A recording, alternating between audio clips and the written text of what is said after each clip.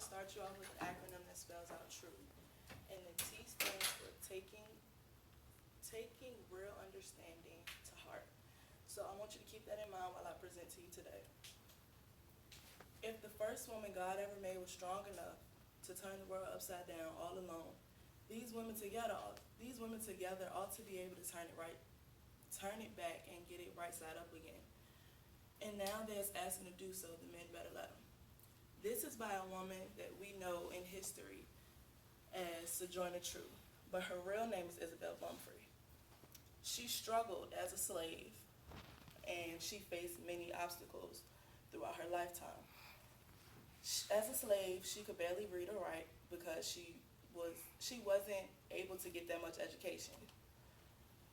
Her owner ended up making her leave one of her lovers and made her marry another slave, and she gained 2 more children from it.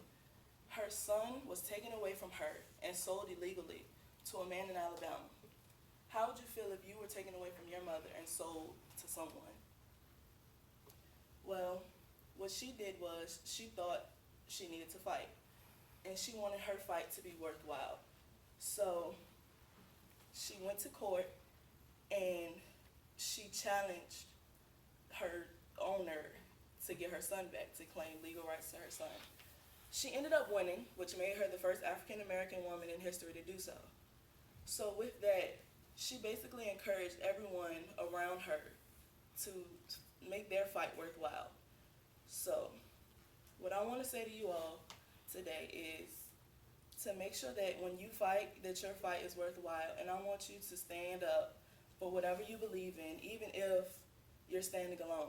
Because at the end of the day, what's right to you may not be right to other people, but you should still be able to come from your obstacles and your trials and tribulations and be better and become better. And as women, young women, I want you to know that you are the future and that no one can take your pride away from you. Not no man or anyone else. Your parents, your friends, never let anyone discourage you from being who you want to be.